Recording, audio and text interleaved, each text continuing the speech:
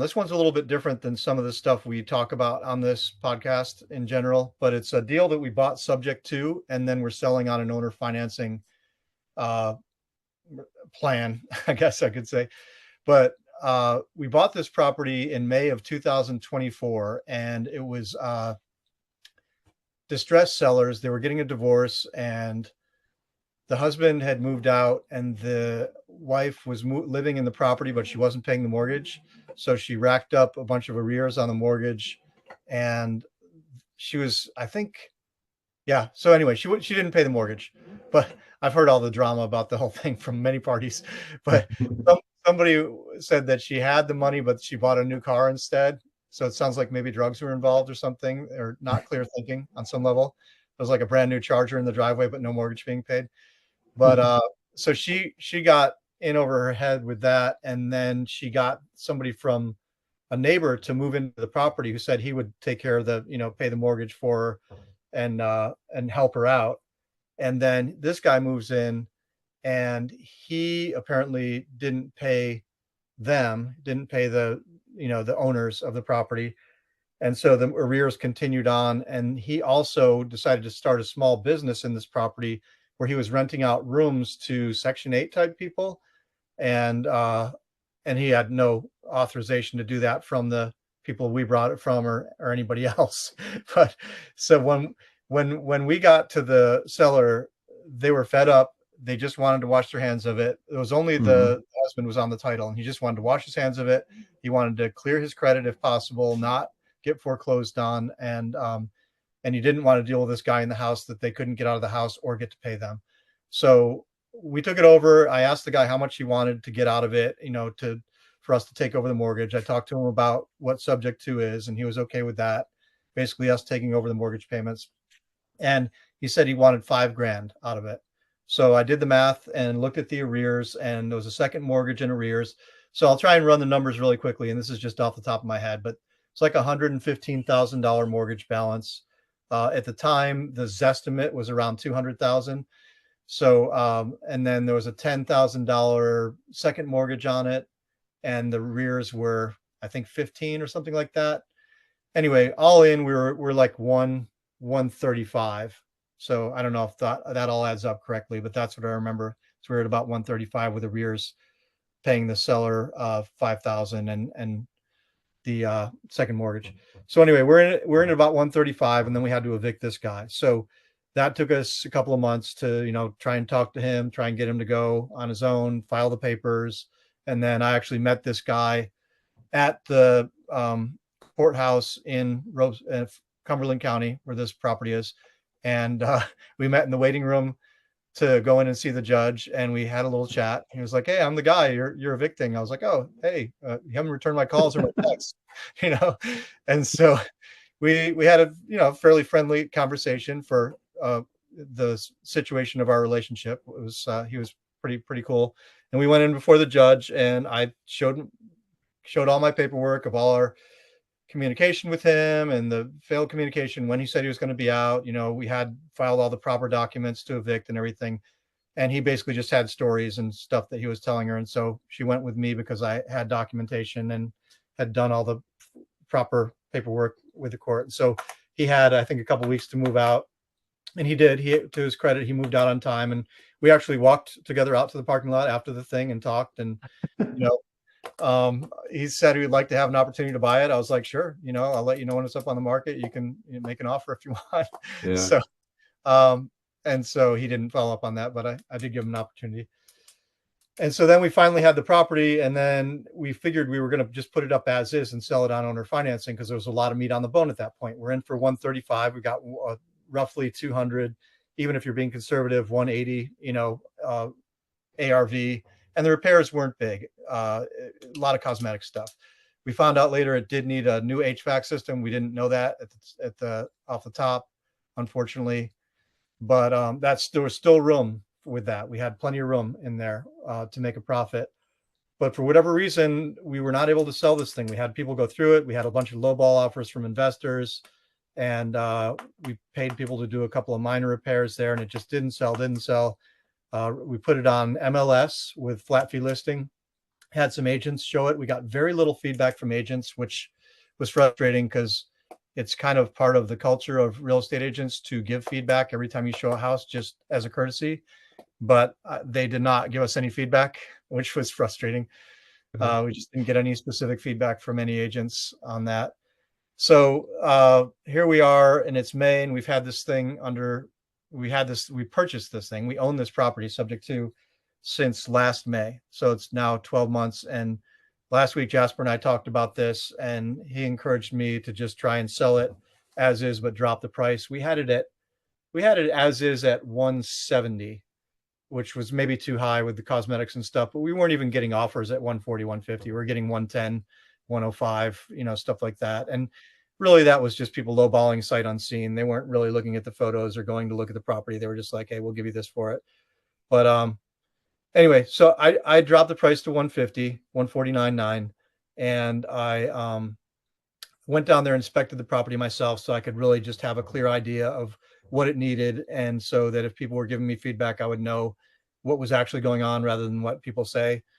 And I made a checklist of everything that needed. I did new photos and videos of me being there. And I came back, I put it on Craigslist. I put it up on Zillow because we own it. So it's easy to put it on Zillow, and put it on a few Facebook groups. And I got a bunch of calls, a bunch of texts, all that stuff. Wholesalers, lowball offers, real estate agents, but a few real buyers in the mix. And one buyer in particular is very interested. They're relocating from New Jersey to North Carolina. Our house was at the top of their list. They were not afraid of it being a fixer, and had skills to do that. And so I went down there this past Friday. Today's Sunday, and I had it in my mind I wanted to fix this one plumbing leak so I could test all the plumbing in the property and make sure it was all good. So I went down there. I scheduled the lawn to be mowed with some neighbors who volunteered to do that for pay. And I fixed this plumbing leak. And then I met with these people. They drove down from New Jersey, and we made a deal on the property to do the owner financing deal. So the way the owner financing looks on that is that they're bringing in 15,000 down, and then they're paying $1,200 a month. And our mortgage that we're paying is $850 a month. So that means we'll have a monthly cash flow of what's that? $350 a month monthly cash flow, and then we get the 15,000 down payment right off the bat. So and then what we're into it now, because we paid a mortgage on an empty house for 12 months, is we're at about 150 cost, and we're selling it for 150. So we're break even on the sales price, but that was a win at this point because we weren't able to move this property for so long. It was just time to move it. And then the other thing is we'll make money on the back end with compound interest. And if you don't know how compound interest works, it's magic. But if for example, if you do a loan for 150,000 and say it's at 9%, we usually do 9 or 10%.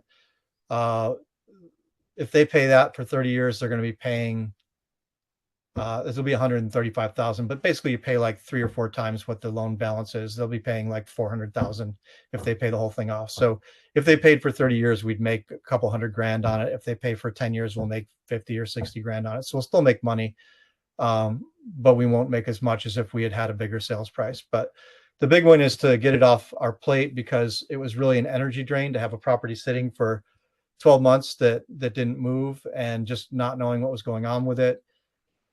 So I feel very relieved and very grateful to have moved it. And it felt good to just go down there and actually do a deal in person, because we do everything remotely these days. So it was really good to meet with people in person and do a deal that way. But yeah, so that's it. So it's not, I don't want to count my chickens before they're hatched. We have an agreement on the property. These people are very motivated and want to move and close within 2 weeks. And so I feel confident about the deal, and I can report back once it closes. But I expect to close it within the next couple of weeks here. And that was great. That's amazing.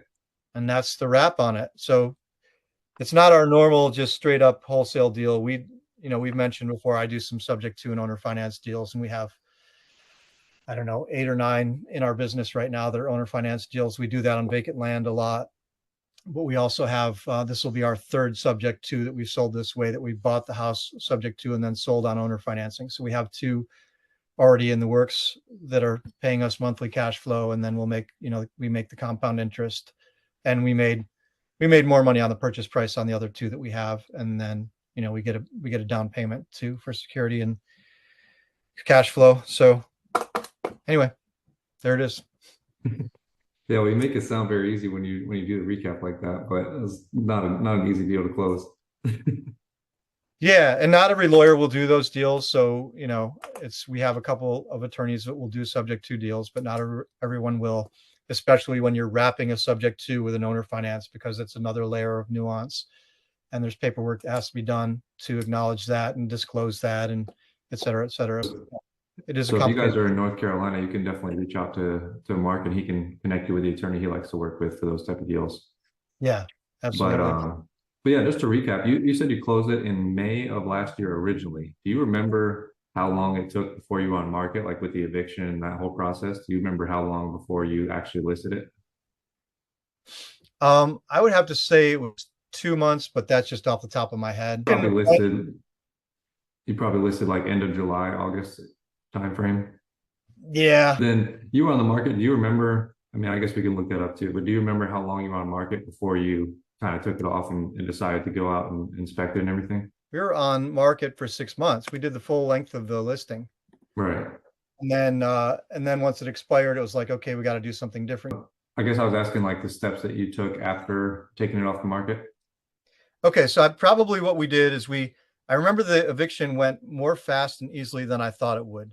I think it was probably about 2 months to get the house vacant, and then probably a couple weeks beyond that, maybe even a month to get trash hauled away and the grounds cleared up and some photos and a couple of repairs. And then from that point, we tried to sell it to our buyer list, and then on the various channels, Facebook Marketplace, Facebook groups, stuff like that. And then when we didn't get action there, then it would have gone on the MLS. So I think the MLS expired about a month ago. So what's this? Maybe the end of April or something. So if you backtrack that, we probably put it on the market late summer of last year, probably 4 months before we put it on the market. And then we had some showings from agents and stuff like that, but nothing really serious. And so then I kind of got frustrated and fed up with it and went down there, and then we finally got it sold. So I guess. What do you think the difference was the second time around? Like when you just recently got it sold, very quickly. Do you think it was the pictures? Do you think it was the price? What do you think made the difference there? Yeah, I think price plays a factor. I think, I am a believer in energy. What you focus on expands, and what you put your energy into, where your attention goes, your energy flows. And I was determined to get it sold because I was very frustrated and ready to have it sold. So I was willing to do whatever I could do to get that result. And I made it my top priority last week. So I think that's a big factor in it. The buyer came from Zillow. The buyer came from the Zillow post that I did. So, you can, if you're the owner of a property, you can post it up on Zillow. So that's interesting though, that the Zillow for sale by owner worked better than the MLS listing in a sense. Yeah. Yeah, that's funny. I think with the Zillow FSBO listing, for sale by owner, I think you might get more serious buyers maybe, because with the MLS listing, you get mostly agents. And then it seems like they weren't giving you any sort of help in terms of feedback or offers or anything. But with this, with the for sale by owner, I think a lot of direct investors reach out because they're just trying to do a deal direct with the seller. So maybe that worked in your favor on this one. Yeah, and this was an individual buyer who plans to live there. So they were looking for a house to live in, and they, I guess, were looking for sale by owners because they didn't want to work with real estate agents or something. But yeah, she said they had 2 or 3 people, but then once they knew they could see this one, this was their top priority, and they came and they, we agreed on full price. So, which I don't normally discount on owner finance deals. If you are asking me to finance and I'm taking that risk, I'm not discounting the sales price also. So I wasn't flexible about that. But yeah, so, but it is interesting that the FSBO worked better than listing it on the MLS. Yeah, and I think, like you said, some people who are looking for homes, they might just toggle that little box on Zillow for sale by owner only, because you can do that. And I think some people might just choose to do that as opposed to looking at all the listings that are listed on the public market, MLS. So maybe that worked in your favor here. It's cool. But just for everyone listening to when they're doing these type of deals, which is typically called like a wrap, right? When you're doing it subject to and then sell owner finance, when you're Yeah. doing those type of deals, are you typically asking for a certain percentage of the sales price as a down payment, or how do you typically do that just for people that are trying to structure a deal like you? Yeah. Well, in this case, we just took 10% down, and normally it's a factor of what we've put in cash wise. Normally we try and get whatever cash we've put in back out at closing. So if we put in, I guess in my example is 115 was what the mortgage was, and then we put in another 20 to close the deal. So we were at 135. When we originally posted this, we were asking for 20 down and 1,200 a month, because then we would have broke even on the cash we had put out to close the deal, and then we'd just be going forward from there profitably. In this case, because we were trying to move this property fast, I dropped it down to 10% and just said, hey, if you can give me 15K down, which is 10%, then we're good. Even though that represents sort of a loss, as it were. We're not recouping what we've put out of our pocket yet. And we won't recoup that for a while until compound interest and the monthly cash flow kicks in. We won't break even on this I'd have to do the math, but we won't break even for a little while. But at some point, as long as they pay this loan for 10 or 15 years or 20 or 30, we'll hit a break even point and then be profitable on it. So it's not an ideal deal. This was just really a get this property sold deal and get it off our ledger and stop hemorrhaging money on a monthly mortgage. It wasn't like Yeah. we're making a big profit. But like I said, the point of it is we could make a big profit if these guys pay for 20 or 30 years. We will make a big profit. Yeah. If they pay that loan off really fast, then we'll be closer to break even. So that's just, and the other thing about this that's a totally different wrinkle when you're talking about the world of investing is, people do buy notes. We're creating a note on this, a promissory note, and somebody might buy the note because that's long-term gain that they could have, right? But you have Yeah. to discount your note to sell it. So we would end up losing more money. We wouldn't do that, but in some cases you can sell the note. So it's another Yeah. option for exit and getting cash out. Yeah, that's a great point. Yeah, so that's a great breakdown. A lot of good takeaways there. I mean, thinking outside the box, listing it on for sale by owner yourself instead of going to MLS again, listing on Craigslist, which some people think that Craigslist is dead, but it's definitely not. You can still get No, buyers off of there. you will get people. Yeah, you will get Yeah. people. And just thinking about it on a longer time horizon, a lot of people look at wholesaling as like fast money, and it is, but you can also make money in real estate in like medium money. If you're doing like fix and flip, might take 3 to 6 months, or if you're doing like a rental or a note like this, you're going to make money over 10, 20, 30 years. So just the combination Yeah. of those different strategies can be a good idea.